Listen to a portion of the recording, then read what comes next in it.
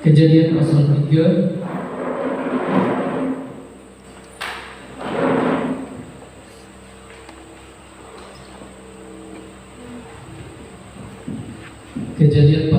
ayat 1 sampai dengan ayatnya yang kelima.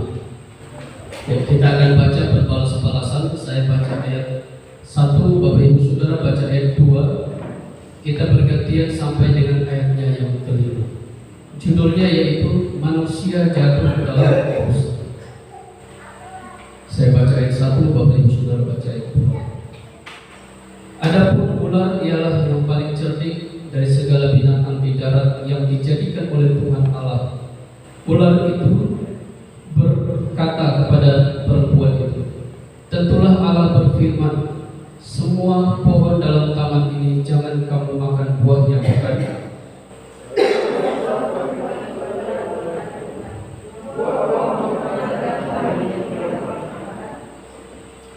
Tetapi tentang buah pohon yang ada di tengah-tengah taman, Allah berfirman, jangan kamu makan ataupun meraba buah itu, nanti kamu mati.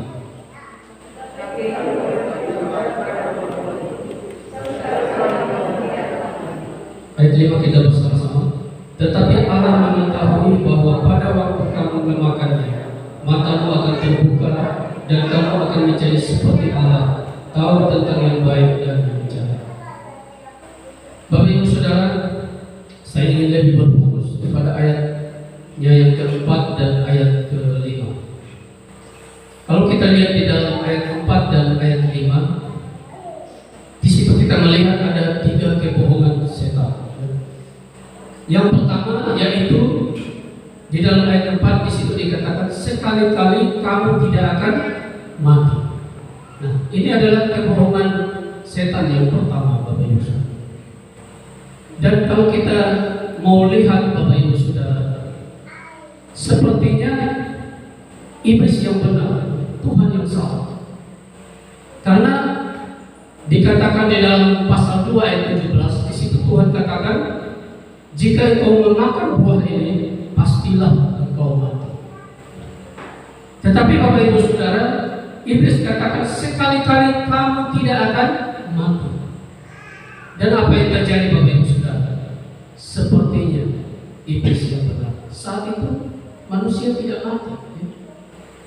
Tapi Bapak Ibu Saudara, saya katakan bahwa justru manusia itu saat itu juga mulai mengalami kematian. Mereka mulai mengalami kematian di dalam 2 hal. Yang pertama yaitu mereka mati secara rohani. Ketika mereka makan buah itu, ketika mereka tidak mentaati perintah Tuhan, ketika mereka memakan buah yang terlarang itu, secara rohani saat itu mereka mati. Mereka terpisah dari Allah. Mereka dikuasai oleh dosa, dikuasai oleh maut. Itulah sebabnya kenapa tadi saya katakan bahwa mereka mati secara rohani. Nah, kemudian yang kedua manusia juga mati secara jasmani. Jadi Bapak Ibu Saudara sekalian, manusia itu diciptakan untuk hidup kekal, ya, hidup selamanya. Tetapi Bapak Ibu Saudara, ketika manusia itu memakan buah yang dilarang oleh Allah, manusia tidak bisa hidup selamanya, pasti akan mati. Benar kata Tuhan. Mereka pasti mati. Mereka tidak akan bisa hidup lagi selama-lamanya. Nah, Bapak Ibu Saudara, maka itu Bapak Ibu Saudara, kita lihat umur manusia paling 70-80 tahun. Dan mereka tidak bisa lagi hidup di dalam kehidupan yang kekal, di taman yang sudah Tuhan sediakan. Nah, satu bukti bahwa manusia bisa hidup kekal, ya, Allah merancang pada awalnya, Allah merancang manusia itu untuk hidup kekal. Salah satu buktinya Bapak Ibu Saudara, kita melihat kapasitas otak manusia itu tidak terbatas, tidak terbatas. Ya, Albert Einstein itu adalah seorang ilmuwan yang paling terjenius dari semua orang.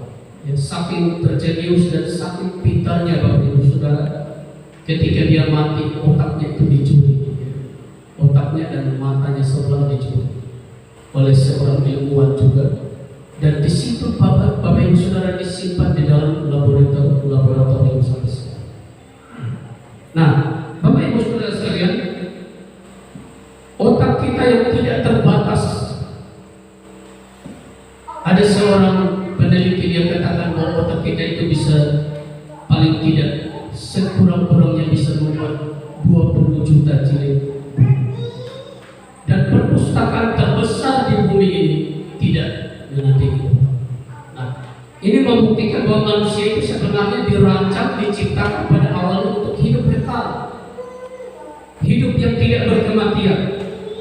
Tetapi Bapak Ibu Saudara, setelah manusia memakan buah yang terlarang itu, akhirnya mereka mati, baik secara rohani dan secara jasmani.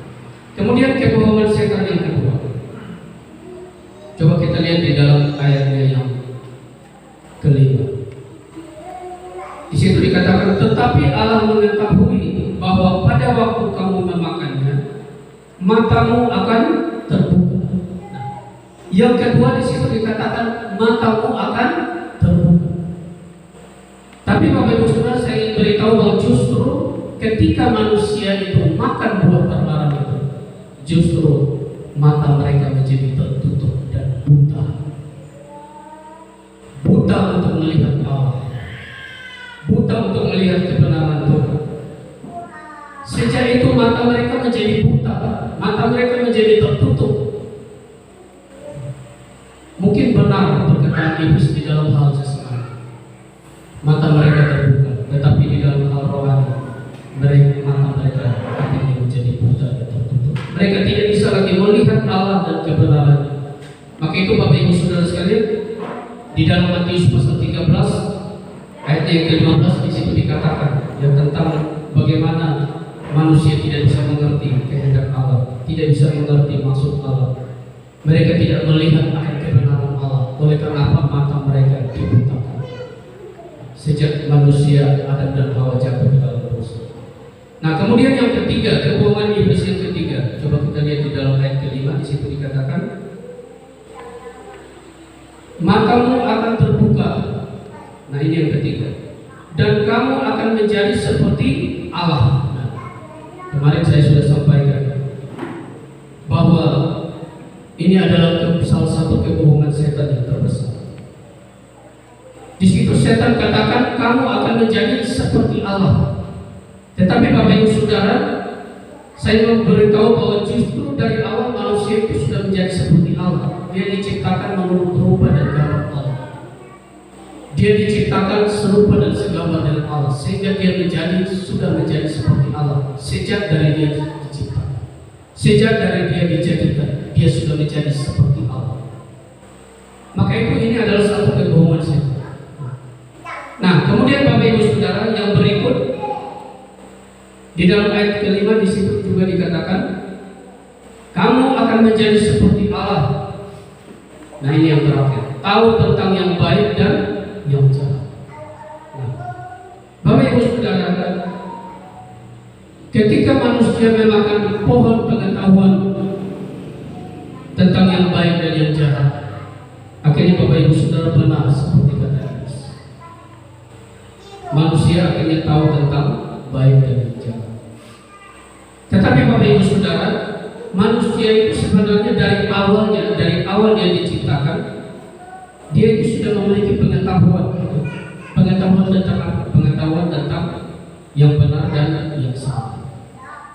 Kalau kita melihat di dalam pasal 2 ayat 16, pasal 2 ayat 16 di situ dikatakan, lalu Tuhan Allah memberi perintah ini kepada manusia, semua pohon dalam taman ini boleh kau makan buahnya dengan bebas, tetapi pohon pengetahuan tentang yang baik dan yang jahat itu janganlah kau makan buah, sebab pada hari yang kau memakannya pastilah kau mati. Jadi Bapak Ibu Saudara, sejak dari awal manusia sudah tahu kebenaran. Kebenarannya yaitu ketika dia makan buah itu, dia akan mati. Maka itu Bapak Ibu Saudara, dari awalnya manusia itu sudah tahu. sudah memiliki pengetahuan tentang yang benar dan yang salah. Tetapi Bapak Ibu Saudara, setelah manusia makan buah itu, maka pengetahuan tentang yang benar dan yang salah itu rusak, dan akhirnya diganti dengan pengetahuan tentang yang baik dan yang jahat. Kenapa demikian Bapak Ibu Saudara? Saya ingin katakan bahwa benar itu berbeda dengan baik. Ketika awalnya manusia dia mengetahui tentang yang benar dan yang salah, tetapi setelah manusia makan buah itu, pengetahuan tentang kebenaran itu menjadi rusak. Yang ada adalah manusia tahu tentang yang baik dan yang jahat. Nah, benar dan baik itu berbeda Bapak Ibu Saudara, tidak sama, berbeda. Misalnya Bapak Ibu Saudara, saya ingin berikan beberapa contoh Bapak Ibu Saudara. Saya pernah nonton satu film dari film kuno Mesir, bercerita tentang para dewa. Nah, di situ Bapak Ibu Saudara ada sepasang kekasih manusia, sepasang kekasih untuk menyenangkan pasangan wanitanya Bapak Ibu Saudara. Dia buat apa Bapak Ibu Saudara? Dia mencuri. Jadi Bapak Ibu Saudara, di mata wanita itu wah baik sekali. Sebentar laki-laki ini datang, wah bawa kalung yang indah buat wanita ini. Sebentar lagi dia datang bawa setelan baju yang indah buat wanita ini.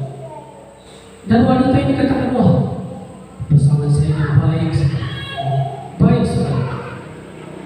Benar dia baik? Benar dia baik. Dia berbuat baik kepada pasangan.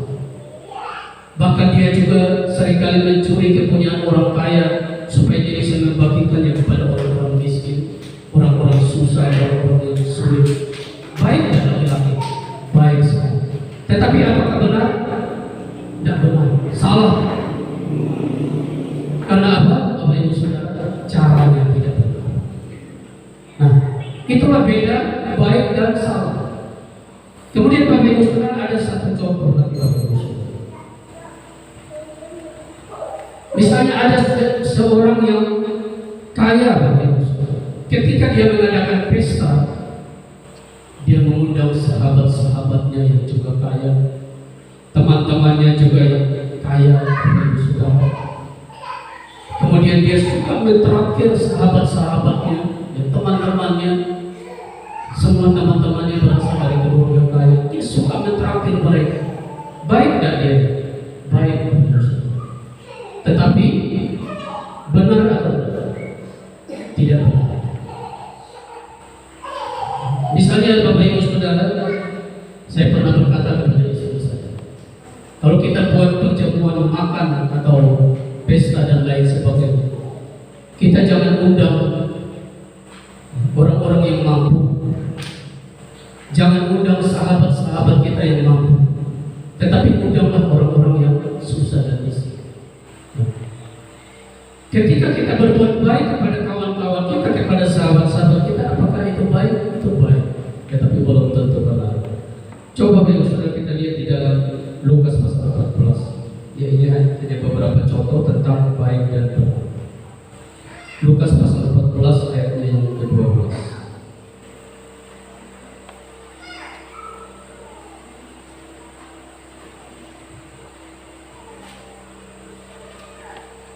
Lukas pasal 14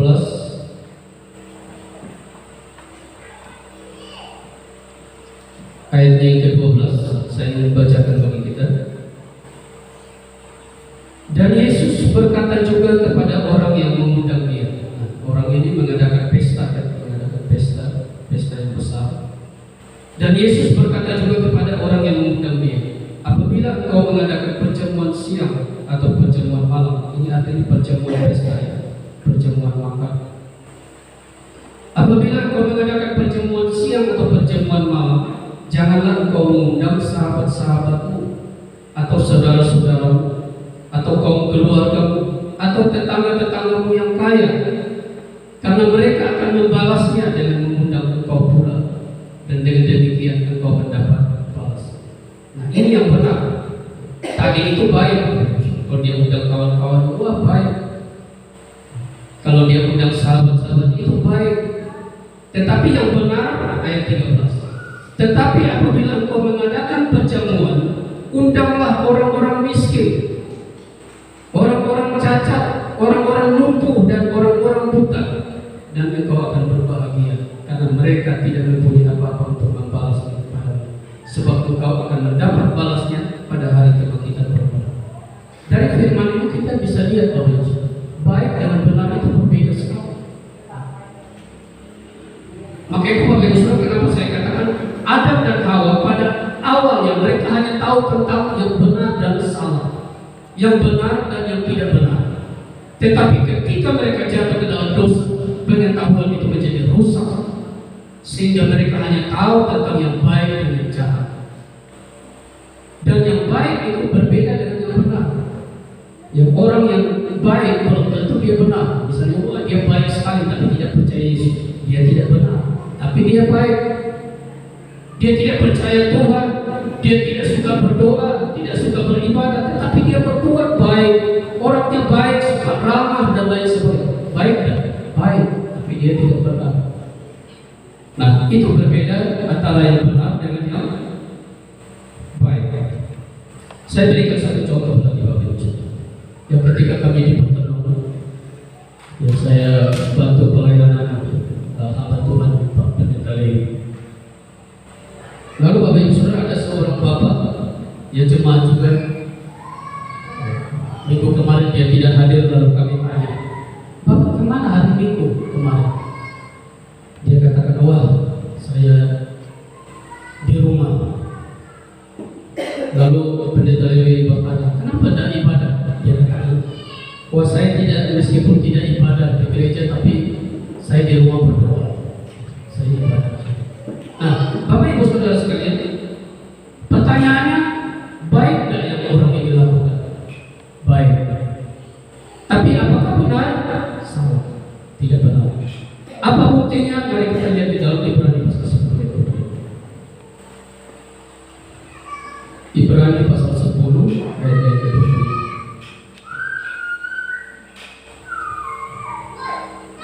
Nah, ini yang benar Bapak Ibu.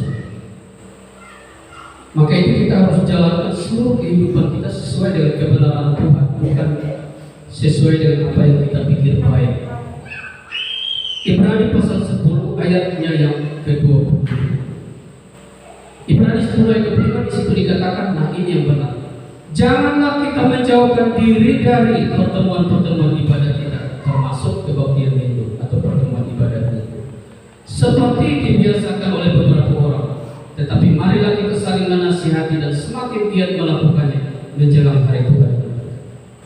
Nah, dari firman ini kita tahu Bapak Ibu Saudara, antara yang baik dan benar.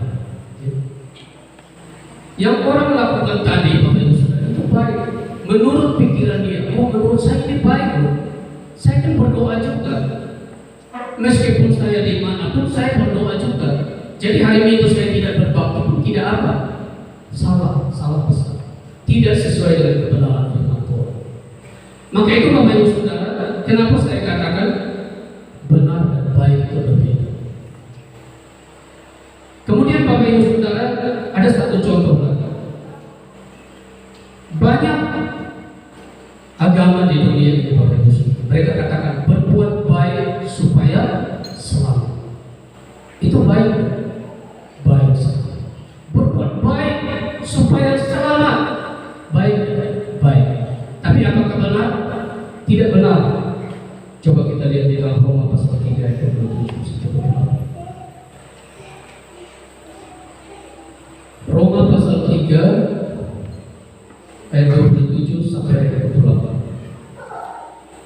Apakah benar berbuat baik supaya selamat? Apakah itu benar? Itu memang baik. Tapi apakah benar? Itu pertanyaan. Roma pasal 3 ayat 27 sampai ayat 28.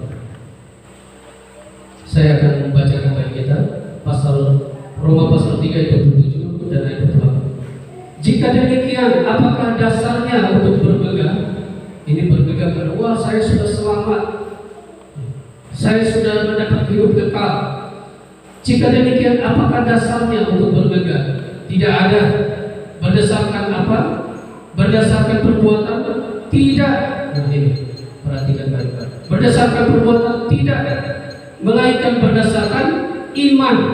Karena iman saja yang bisa menyelamatkan. Ayat 28. Karena kami yakin bahwa manusia dibenarkan karena iman dan bukan karena ia melakukan hukum Taurat alias berbuat baik. Ketika kita melakukan hukum Taurat, kita berbuat baik. Kita berbuat baik, menolong orang miskin, kita sudah melakukan hukum Taurat. Itu berbuat baik. Tetapi berbuat baik untuk selamat salah. Karena kita hanya diselamatkan hanya oleh karena iman. Ada orang yang kadang-kadang masih kurang yakin. Benar dan coba kita lihat Efesus 2 ayat 8 sampai 9. Efesus pasal 2 ayat 8 sampai 9.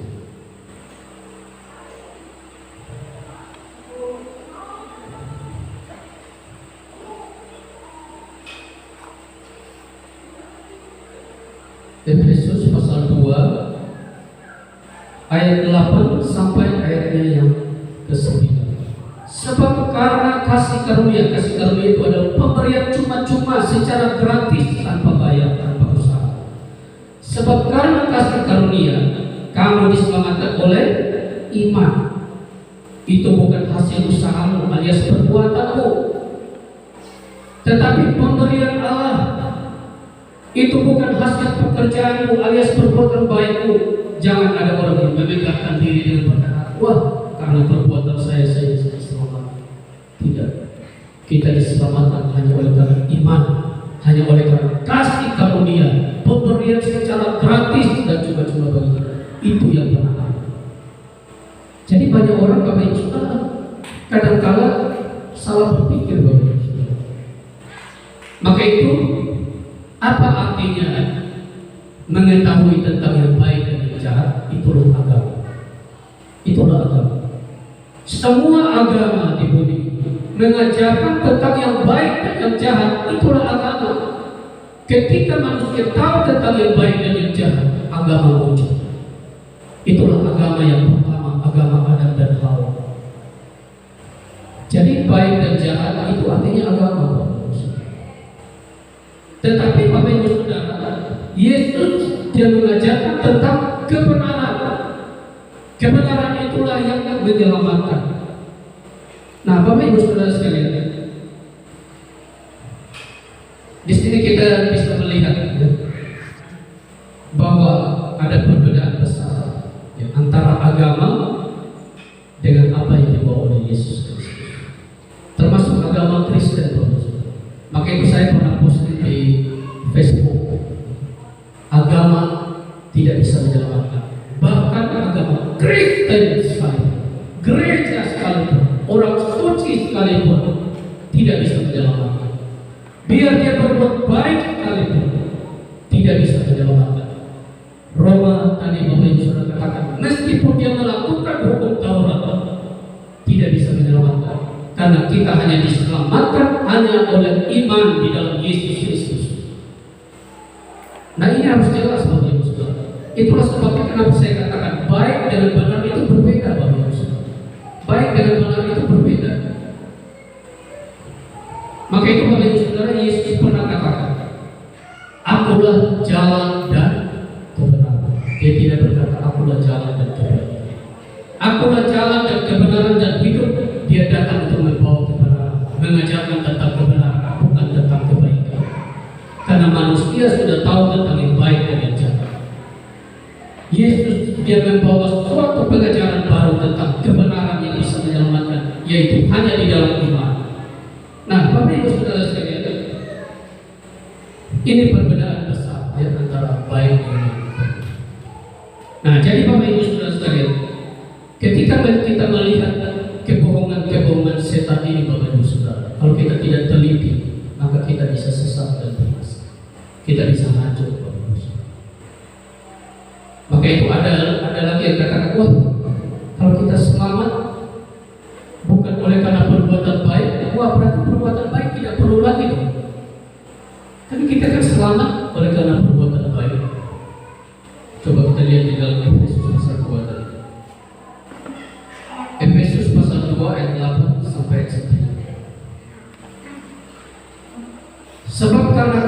karunia kamu diselamatkan. Ya, kasih karunia itu sekali lagi itu adalah pemberian secara gratis tanpa dibayar dan tanpa usaha kita oleh perbuatan baik kita sekali.